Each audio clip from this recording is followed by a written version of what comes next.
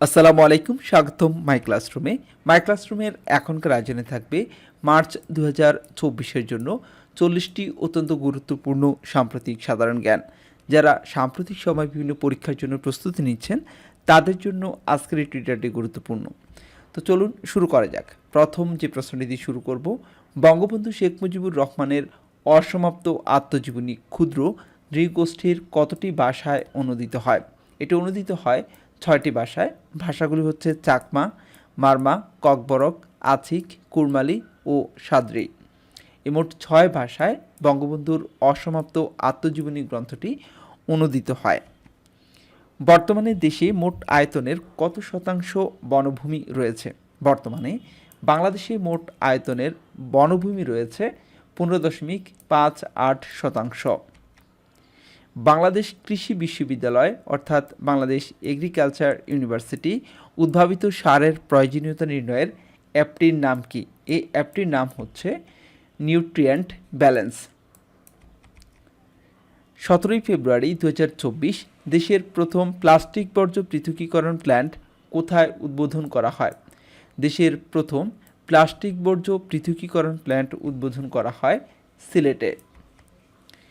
বাংলাদেশ পরিসংখ্যান ব্যুরো বিবিএসের ত্রৈমাসিক শ্রমশক্তি জরিপ 2023 অনুযায়ী শিল্পে নিয়োজিত জনগোষ্ঠী কত শতাংশ? শিল্পে নিয়োজিত জনগোষ্ঠী হচ্ছে 12.49%। মাইকেল মধুসূদন পদক 2023 লাভ করেন কে? সুহিতা সুলতানা। দ্বাদশ জাতীয় সংসদের মন্ত্রণালয় সম্পর্কিত স্থায়ী কমিটি কতটি? 39টি। দ্বাদশ জাতীয় সংসদে মোট নারী সদস্য কতজন? মোট নারী সদস্য 70 জন এবং সরাসরি নির্বাচিত 20 জন।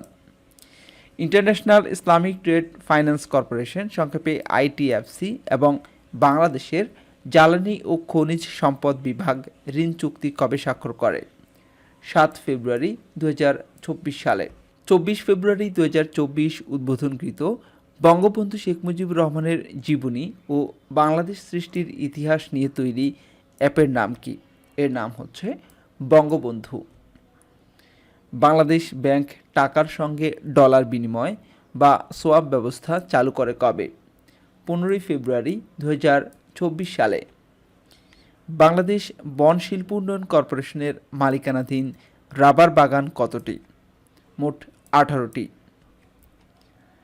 ব্যাংক কোম্পানির স্বতন্ত্র পরিচালকের ন্যূনতম বয়স কত হতে হবে? 45 বছর, সর্বোচ্চ 75 বছর।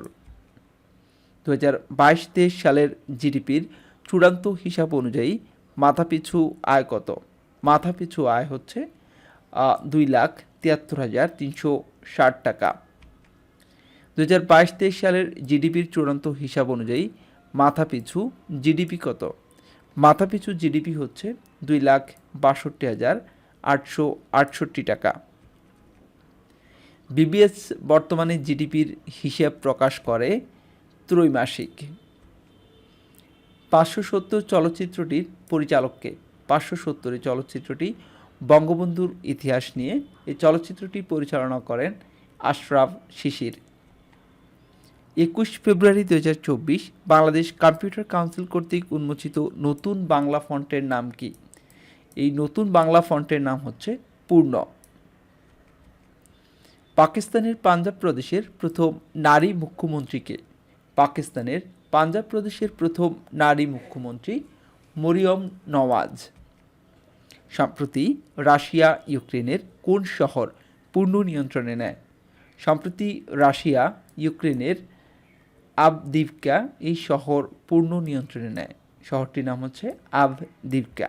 মুস্তারিবিন কোন দেশের কুখ্যাত গুপ্তচর বাহিনী?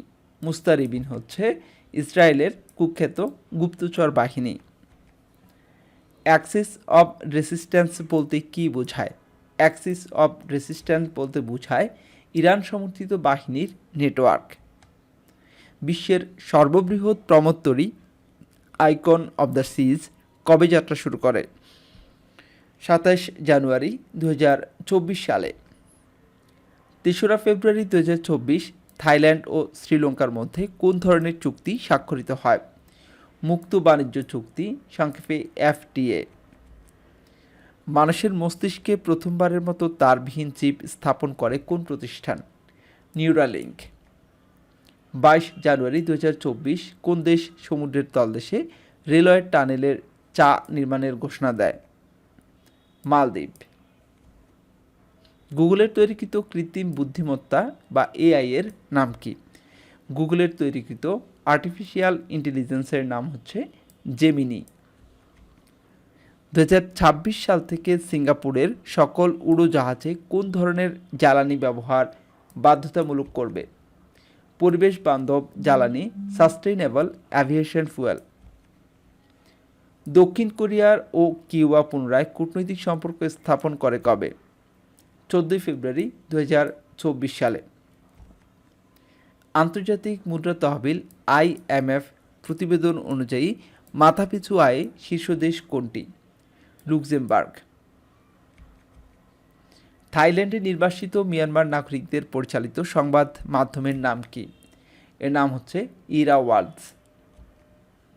21 ফেব্রুয়ারি 2024 গাজায় ইসরায়েলি অভিযান শুরুর প্রথমবারের মতো উপত্যকাটি আকাশপথে ত্রাণ পাঠায় কোন দেশ? যুক্তরাজ্য।